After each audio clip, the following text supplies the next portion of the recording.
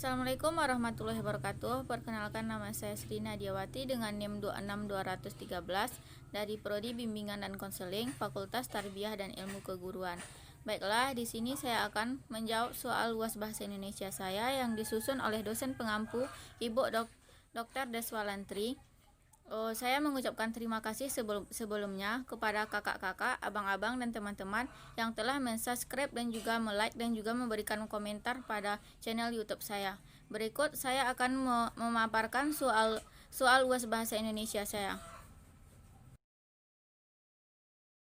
Baiklah, saya akan menjawab pertanyaan nomor 1. Yang poin A-nya, uraikan 3 upaya yang Anda lakukan untuk memahami makna atau tafsir ayat ini.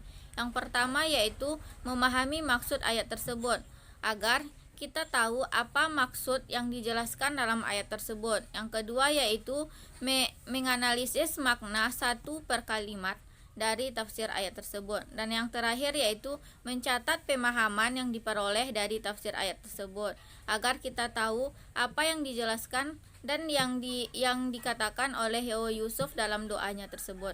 Yang poin nomor B, sebutkan 5 penggunaan tanda baca dan jelaskan fungsinya. Yang pertama yaitu tanda titik untuk menandai akhir dari sebuah kalimat.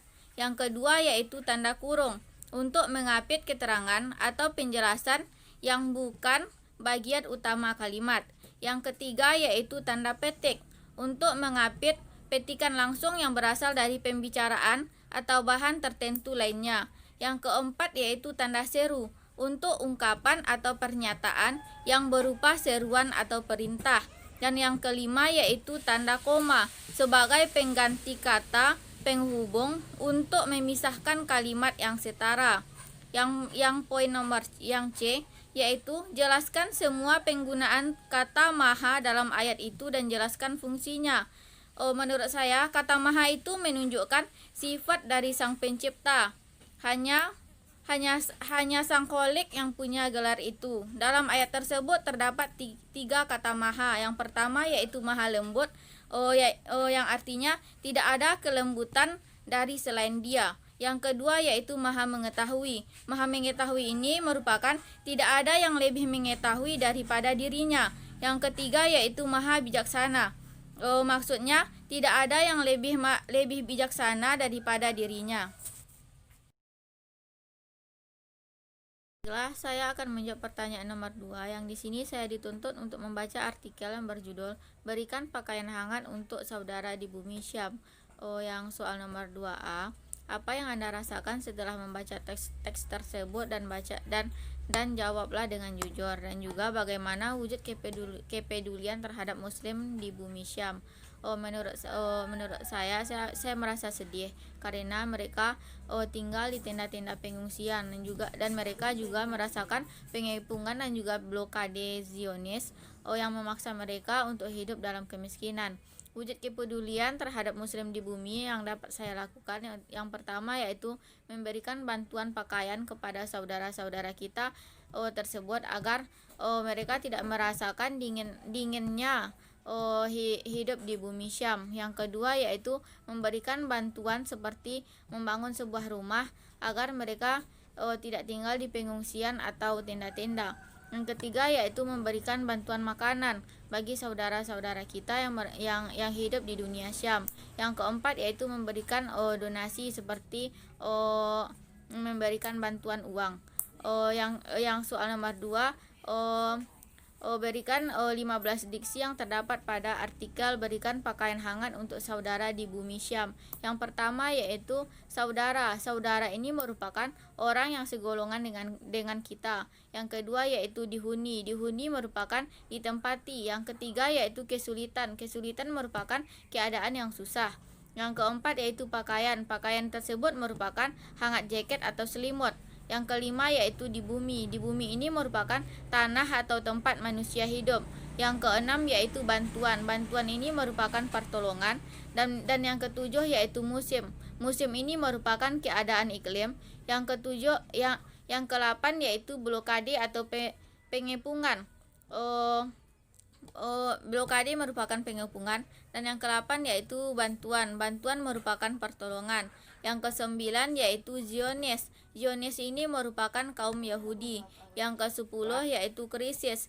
Krisis ini merupakan keadaan yang susah atau genting. Yang ke-11 yaitu ganas atau galak atau menyerang.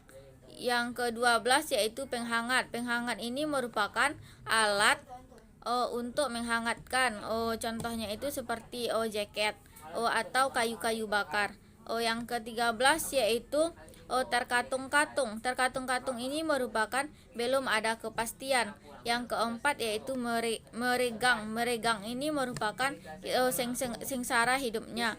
Dan yang ke-15 merupakan kedermawaan. Kedermawaan ini merupakan orang yang pemurah hati. Baiklah, itulah jawaban nomor 2. Baiklah, saya akan menjawab soal nomor 3 yang bunyi pertanyaannya. Jelaskan dengan logika berpikir 5 alasan Anda sebagai bangsa Indonesia harus bangga berbahasa Indonesia. Kemudian paparkan yang telah dilakukan untuk memelihara rasa bangga tersebut.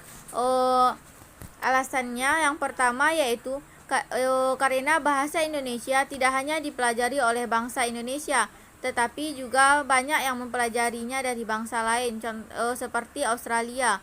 Yang kedua yaitu karena bahasa Indonesia merupakan titik tolak perjuangan bangsa Indonesia dalam mempertahankan kemerdekaan Indonesia. Yang ketiga yaitu karena bahasa Indonesia merupakan bahasa yang mudah dipelajari dan tidak memiliki kosakata yang sulit. Yang keempat yaitu karena bahasa Indonesia merupakan bahasa persatuan. Dan yang terakhir yaitu karena bahasa Indonesia merupakan bahasa resmi negara ASEAN. Upaya yang saya dapat lakukan, yang pertama yaitu menerapkan bahasa Indonesia ini dalam kehidupan saya sehari-hari. Contohnya, dimanapun saya berada, saya akan menggunakan bahasa Indonesia karena bahasa Indonesia ini merupakan bahasa persatuan negara Indonesia. Yang kedua yaitu selalu mencintai bahasa Indonesia ini dimanapun saya akan berada. Yang ketiga yaitu menjaga keutuhan bahasa Indonesia. Dan yang terakhir yaitu menjadikan bahasa Indonesia ini sebagai bahasa yang patut dicintai karena bahasa ini merupakan bahasa yang penuh dengan perjuangan. Sekian jawaban nomor 3. Baiklah, saya akan menjawab pertanyaan soal nomor 4 yang bunyi pertanyaannya. Uraikan 4 persiapan yang ingin dilakukan untuk memenuhi tuntutan dunia kerja dan jelaskan alasan persiapan tersebut. Menurut saya itu yang pertama mental, karena jika mental kita tidak memungkinkan, maka kita susah untuk berkomunikasi di dalam dunia kerja. Yang kedua yaitu mengasah kemampuan. Kita harus bisa mengasah kemampuan kita, di mana letak kelebihan kita dan di mana letak kekurangan kita. Jika kita memiliki kelebihan di suatu posisi tersebut, maka ambillah posisi tersebut. Jika kita ada kelemahan, maka isilah kelemahan itu dengan baik. Yang kedua yaitu menjadi pendengar yang baik. Jika di dunia kerja kita bisa menjadi pendengar yang baik bagi teman-teman di dalam dunia kerja, maka kita akan mendapatkan banyak motivasi dan juga apresiasi agar terlaksananya dunia kerja tersebut dengan baik. Yang keempat yaitu mengontrol diri. Kita juga harus dapat mengontrol diri. Jika kita di dalam dunia kerja tidak dapat mengontrol diri atau mengontrol emosi, maka di dunia kerja tersebut kita tidaklah bisa mendapatkan dorongan atau motivasi dari berbagai orang. Baiklah, itulah yang dapat saya sampaikan dari jawaban nomor 4. Assalamualaikum warahmatullahi wabarakatuh. Baiklah, saya akan menjawab pertanyaan nomor 5 yang saya dituntut untuk membuat pidato dengan durasi 5 menit.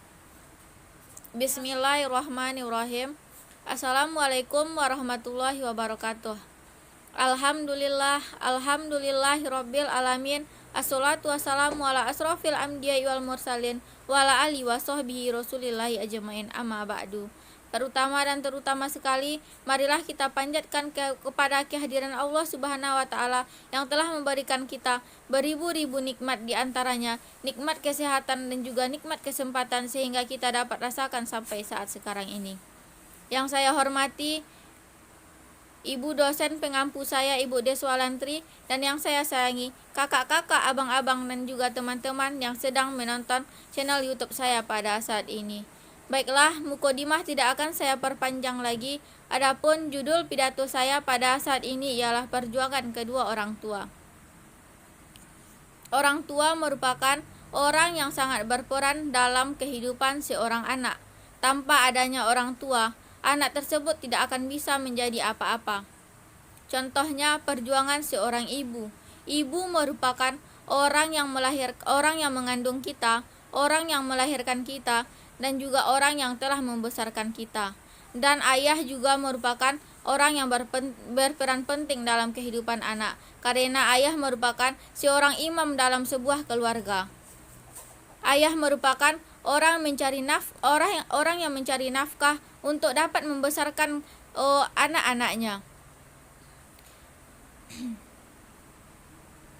Sangat disayang sekali, kebanyakan di zaman ini anak-anak lebih mencintai pacarnya daripada mencintai orang tuanya. Na'udzubillahi min zalim. Seorang anak, contohnya pada saat berulang tahun, anak lebih mengistimewakan pacarnya daripada orang tuanya. Seorang anak rela begadang sampai tengah malam untuk menantikan waktu kelahiran pacarnya tersebut, dan juga memberi kejutan dan juga memberikan hadiah yang teristimewa kepada seorang pacar. Sedangkan orang tuanya yang sedang ulang tahun, dia pun acuh tak acuh. Dia cuma bisa mengucapkan, memosting foto orang tua dengan memberikan selamat ulang tahun ibuku atau ayahku. Sedangkan orang tuanya lebih diistimewakan daripada itu. Kebanyakan juga seorang anak itu lupa akan tanggal lahir orang tuanya. Padahal orang tualah yang sangat berperan dalam kehidupannya. Ya, seperti yang dijelaskan dalam surat A'udzubillahi minasyaitonirrajim. Bismillahirrahmanirrahim. Allahumma firli wali walidayya warhamhuma kama rabbayani shaghira.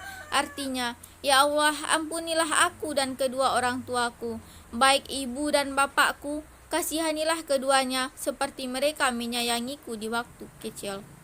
Dalam ayat ini juga sudah diterangkan bahwa kita harus mengasihani dan juga harus menghormati kedua orang tua. Jangan pernah sakiti orang tua kita, karena jika kita menyakiti orang tua kita, kita akan merasakan hangatnya api neraka. Maka dari itu saya mengajak kepada teman-teman semua, hormatilah kedua orang tua, jangan sia-siakan. Bagi teman-teman yang masih memiliki kedua orang tua sampai saat sekarang ini, maka sayangilah mereka dan hormatilah mereka. Baiklah, itulah yang dapat saya sampaikan. Jika ada kata-kata saya yang salah, mohon dimaafkan. Wassalamualaikum warahmatullahi wabarakatuh. Oke guys, terima kasih saya ucapkan kepada kakak-kakak dan abang-abang dan juga teman-teman yang telah like channel YouTube saya dan memberikan komentar. Terima kasih saya ucapkan sebanyak-banyaknya, karena ini merupakan tugas akhir mata kuliah bahasa Indonesia saya. Terima kasih saya ucapkan. Terima kasih.